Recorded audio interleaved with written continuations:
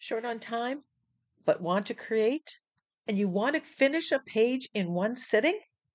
Well, in this video, I'm going to share with you my secrets for getting done in a 30-minute time frame. Tip number one, use prompts. I'm using my prompts from my Pick a Prompt pack. You can check that out at Ninny's Napkins, but you can use any prompts. I am picking between two. That limits my choices. That gets me on the road to creating a lot faster. Sometimes we have too many ideas, and that gets in the way. The second step is take time to write it down on paper, brainstorm your ideas. This could be done ahead of time, as can the next tip, jessel your pages out of that moment ahead of time. Once you have that brainstorm list, pull out your supplies, but then edit it back to a few supplies, make your decisions. Again, this could be done before the actual creating session.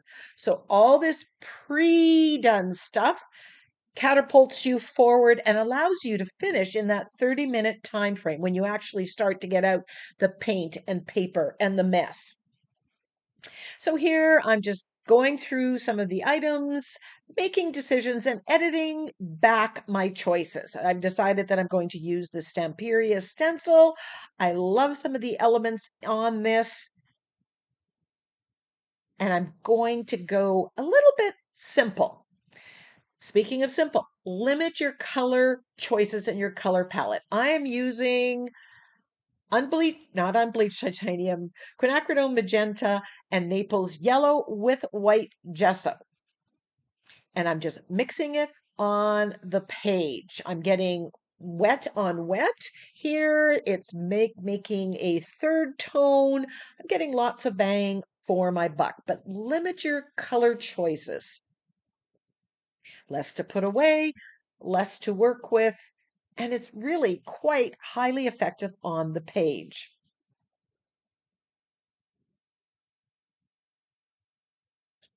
I'm adding a little bit of water just to make it blend a little bit more. It's kind of drying even with my gessoed page behind. Now I'm using my prompt pack and I am using that in my dedicated prompt journal. I've kind of made a goal for myself to do between 2 to 4 prompts per month. Right on track. We're early in the month and this is my second one. But I want to challenge myself with the prompts.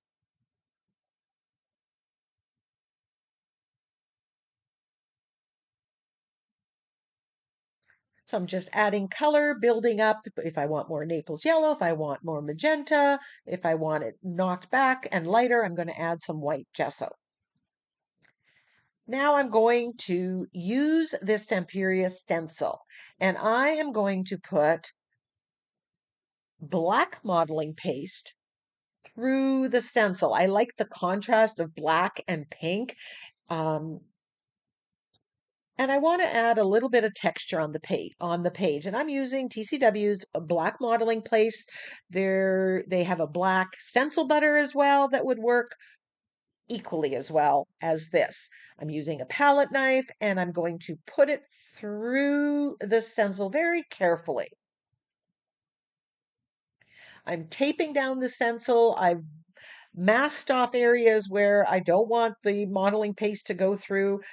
But I don't want this to move because well, it's black and if it moves or I get seepage, it's not going to work. I'm holding down the stencil as I apply the modeling paste, doing section by section, little by little.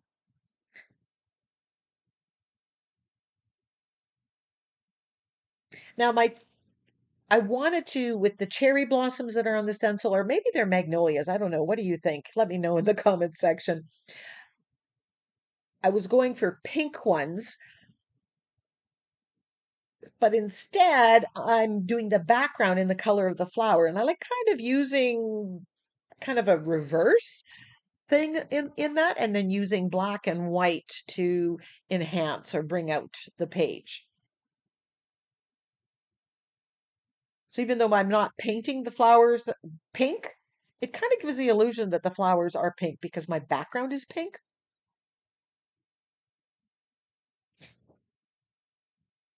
If that makes sense. So I've slowed down this part of my video just so you could see how slowly I'm applying it. You need to be careful here. Now I hold my breath and lift up the stencil. And yes, look at that contrast. I love how that looks. That's exactly what was in my head. So I'm quite happy right now. Now I'm using the same stencil here and I'm putting white acrylic paint through some of this Japanese writing, the smaller Japanese writing. This is giving me some fine pattern and interest into my background. Now, in retrospect, this would have been better done before I did the modeling paste through the stencil. It would have been easier instead of trying to go in and amongst the branches and the flowers. But I didn't know that this is where I was going to go. So sometimes you need to go, where you end up, where the page takes you.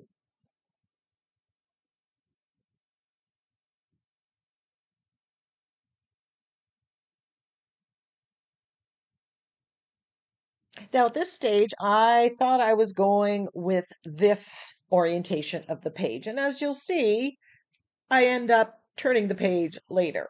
And that quite often happens to me because I'm not sure how everything's going. If I get the stenciling gets a little smooshed or mixed up, I can take a wet rag and wipe it back and re-stencil. Some of this I want to be more opaque. Some of it I want to be um, not as cone. Another tip is use the same stencil or stamp in multiple ways on the same page, and that will save you time in the creative process. So here I've used 3 elements out of the same stencil. That means I only have one stencil to put away. I have one stencil to clean. I don't have to stop. I'm just making it easier on myself. So that gets back to that editing your choices. We edited our prompts, we edited our stamps, our stencils. I dare say I would edit how many techniques you want to use on the page as well. And another way to make sure you can finish in 30 minutes is use a substrate or surface to work on that isn't so big. This is roughly 7 by 10. I find that the perfect size. There's enough real estate there to do some things interesting, but there's not so much that it takes a lot of time to do it in. So there's a bonus tip. So now that that is done, I am taking white gesso and painting in and amongst the black modeling paste. I've decided that I'm going to paint out the flowers, be they cherry blossoms or magnolias. And again, what do you think? And I'm just painting that out. And as I'm going, I'm realizing that some of the white is getting on to where the black modeling paste is, and I'm going to solve that problem. I could have switched out to a smaller brush here and maybe been a little more careful, but I'm really liking how these look being white. I still have my pink color that makes me happy. The contrast with the pink, the white, and the black. I just think this page really, really works well together. I do go over and give it several coats of gesso to get the brightness of the white, the opaqueness that I want. Some areas are more opaque white than others, and that kind of leads to shading, so I'm saving time there as well. And the modeling paste, being 3D or dimensional, helps me keep the paint where it needs to be. So here I'm solving that problem of the white getting on top of some of the black. I'm putting the stencil back on, which is pretty easy with since it's modeling paste, and then just stenciling with black acrylic paint. I'm peeking underneath and say, yes, it's doing exactly what I wanted it to do.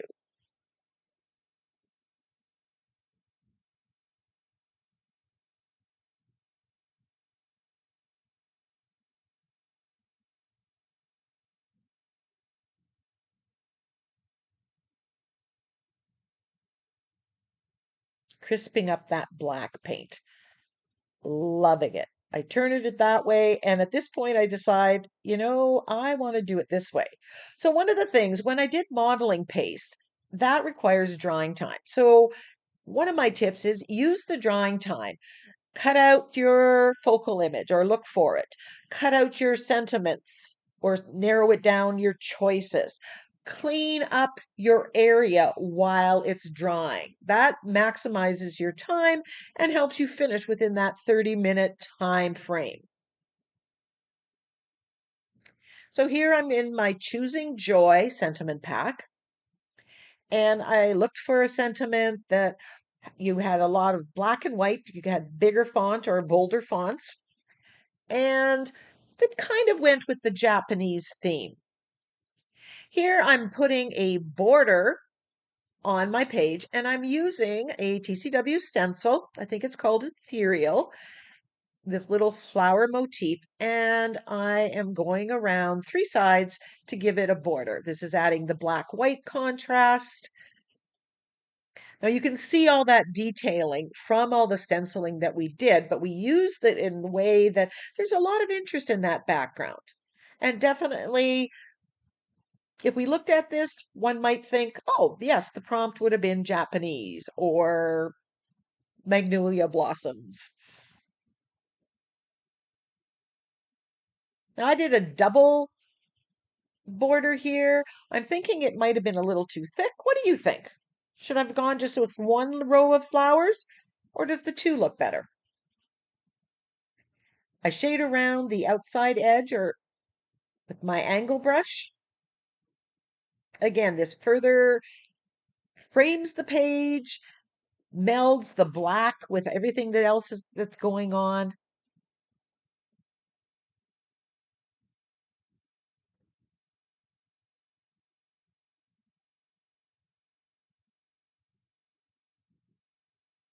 Yeah, I think that's a magnolia blossom.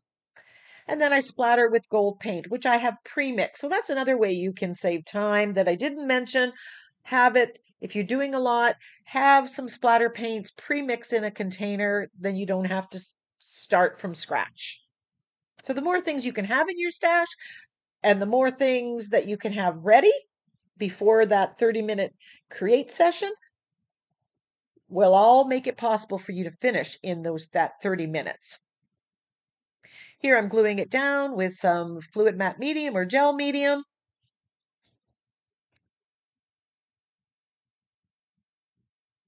One of the things that you can do is to save time is use digital sentiments. Now I have a whole collection of them that are available for purchase at Ninny's Napkins. You can go check out the different themes and see if one works for you. But any digital sentiment, because you can size them to fit your page. You can print them off ahead of time, have them ready. And again, that speeds up the process. So again, the more things that you can have done, ready to go in your stash that support your creative session, the better.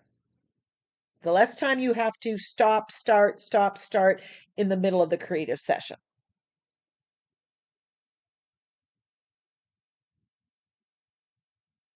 I cut out the joy was from a bigger word. I wanted that to be more prevalent on the page, so I kind of mixed and matched the sentiments. Here I'm just introducing some of that background color to my focal image. I was going to keep her completely black and white. I like the contrast. The focal image doesn't always have to be the colored thing. The background sometimes is the colored thing. But here I'm just introducing some of that corally pink to the flowers that are on her kimono. And again, this girl was in my stash, in my printable stash, in my stamped stash, focal image stash.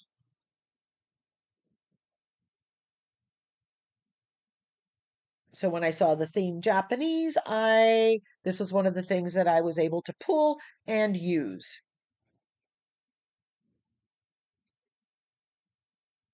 I take my stylus and I'm using the Naples yellow and just putting in the yellow in the middle. And that again ties into the Naples yellow that's in the background.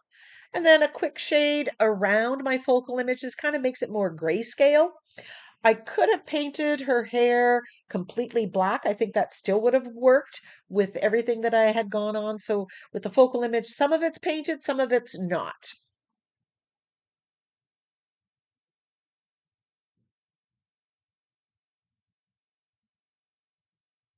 So if you're short on time, want to finish a page in 30 minutes, use the tips that I've shared in this video.